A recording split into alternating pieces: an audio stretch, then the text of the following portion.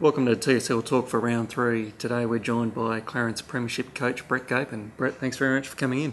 Thanks for having me. You're reigning premiers. You've won the first two very comfortably. You're obviously the team to beat and the team that everyone's already picking as a premiership favourites again.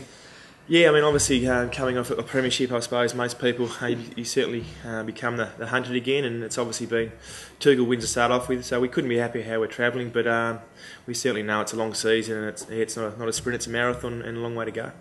You lost some crucial players at the end of last season, Brad Dutton and Ben Setchell to retirement, and our Daniel Archer and Jeremy Webberley to the AFL, but it looks like you haven't missed a beat. No, look, I honestly believe, and it's no disrespect to the players who've lost, and I reckon the players that lost, as I said, were really hard to replace, but I reckon our list is stronger than last year, and I'm pretty confident about that, and so far so good. So you think you've got a better team this year than the one that won the flag last year? Yeah, I do. I mean, the other factor too, we had 4 17-year-olds playing in that grand final, so they're obviously a year older, and I mean, Sav sort of replaces Dutz, and I suppose Daniel Archer to a certain degree, and I think Stewie Whitelaw, I mean, even though Jez is obviously an outstanding footballer and was probably the form player of the year last year, I think Stuart Whitelaw's holding down his position really well, and Trent Stanton is probably something we didn't have last year, and I think Matthew replaces Ben Setchell quite handily. What about Josh Green? He was one of those 17-year-olds you mentioned last year. He's already being talked about as an AFL draftee at the end of this season. Yeah, definitely. And look, that's going to be the biggest challenge for Josh.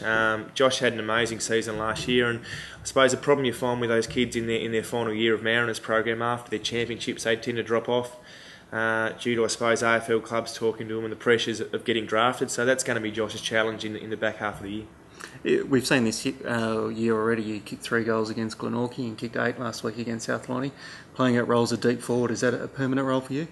Look, that's the way we train sort of pre-season. So, look, I'll certainly swing myself in some other positions at times. The key with our side this year, I suppose, we relied on Dutz so much last year, and this year we don't. I mean, we proved that Glenorchy only kicked 3, and we sort of shared the load around. So we're certainly not relying on me to kick a bag each week. We've got a number of blokes that can pop up and kick a few. I think Dutz said on radio he tipped you to win the Hudson Medal this year as the leading goal kicker. He might be onto something. No, I don't know. I think he's just taken the Mickey out of me there. So no, I'm not sure what he's talking about there. We've seen this week Launceston's captain Scott Stevens has come out and said he's received a broken jaw from an off-the-ball incident that saw North Lonnie's Adam Viney suspended. He's going to be taking that further and looking at his legal options. What's your take on that, and do you think the old saying of what happens on the field stays on the field is now a thing of the past? Yes and no. I mean, it's one of those things until you know the ins and outs of it, and I don't, so it's hard to comment exactly on the actual incident itself. I think if it's bad enough, I think certainly you should take it to the police. But I suppose sometimes there are certain things I think should just stay on the field and be handled through the tribunal system. But as I said, I haven't seen the incident or know too much about it to make comment on it. Hobart this weekend up at the TCA, they're a team that you've really dominated in recent years. You must go up there very confident. Yeah, look, we do. As I said, 2 good wins, but obviously up there, we didn't play there at all last year because the game got played at Snug for their home game last year, and I know myself, I haven't played there in probably 6 or 7 years, so it's going to be new to a lot of guys who haven't played there for a while. And look, they're pretty hard to beat up there as a general rule, but I'm sure if we get on top of them early, that's the plan. We can control the game. Like you're saying, it's a unique ground, the size shape. You couldn't find too much different at Belrive.